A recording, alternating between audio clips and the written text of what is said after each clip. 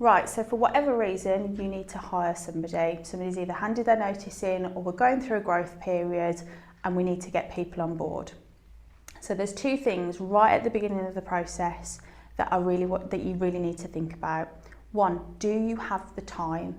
Because it's always difficult when you're a team member down to dedicate the time to recruitment. So if you genuinely don't have the time, reach out to somebody like me who can run an effective recruitment process for you and keep your candidates engaged. There is nothing worse than putting an advert out there and not being able to service the people that are applying. Think about your company brand and how that comes across. So agreeing timescales with your recruiter or your recruitment partner at the beginning are really important. If you expect the recruitment process to take 2 to 4 weeks before you're going to be hiring somebody, or 3 to 6 months before you're going to be hiring somebody, they can work within your time frame.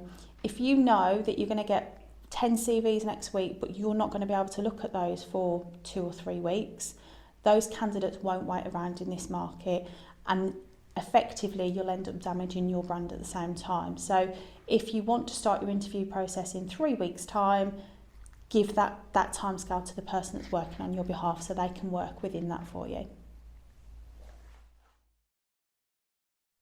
Interviews are no longer employer-led.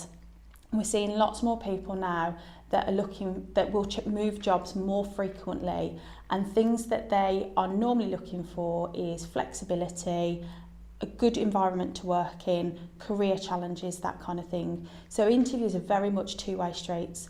The candidate is assessing you as much as you are assessing them.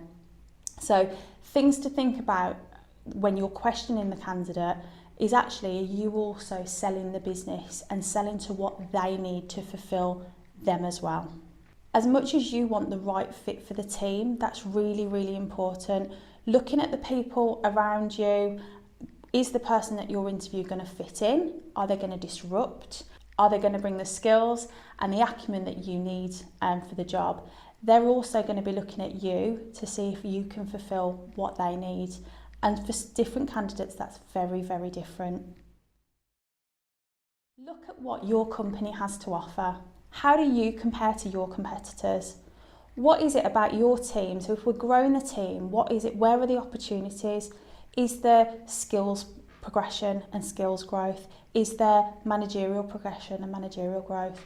Are you able to support extra learning with your colleagues? What is it about the company that keeps you there? And think about all of those things when you go into that interview, because your job as the interviewer is to sell the role as well. And then how do we match that to what the candidate wants? So if that candidate's really passionate about the environment, what does your environmental policy look like? If that candidate really wants to progress into a management position, think about the people in your business that have done that. Might have been Bob that started off on the shop floor that's now running your production, he's your production team manager. It might be Billy that came in as an apprentice and he's now your engineering manager. Think about those people, think about how long they've been with the business and why do they stay, and let's look at selling that to the candidate. That candidate may just want to learn new things, learn new skills. They're going to be learning a whole new job, new equipment that they're working with. Again, get excited about that. Think about what's in your factory and what's there to offer them. Giving really good, solid feedback is important. That candidate has spent time researching your company. They've drove to the interview. They may have had 2 or 3 rounds of interview. There is absolutely nothing worse in them never hearing anything from you again. Delivering disappointing news is hard to do. You may have had 3 absolute top quality candidates within your interview process. Think about the things that they delivered well. Think about anything that can be constructive for them. So they may have turned up late and not made a great impression. They may have looked a little bit scruffy. You can deliver that feedback to me. We'll turn it around to make sure it protects your image and we can get the best out of that candidate for you. If you're delivering your own feedback, I would always try and either do it by telephone or by email, so they have, and give them the opportunity to ask questions. How could I improve next time? But always give them something really positive about the interview and a genuine reason why we're not taking them forward. Protecting your brand during the recruitment process should be the most important thing.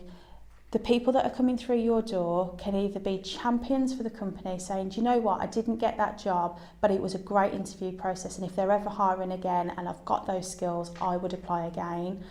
Or they can go around telling everybody how awful the interview process was and how you never got back to them. Think about your future hires. So 4, 5 years down the line, just because John that interviewed with you right now isn't right, he could be in 4 years' time. So you're already building that candidate pool if you do need to hire later on.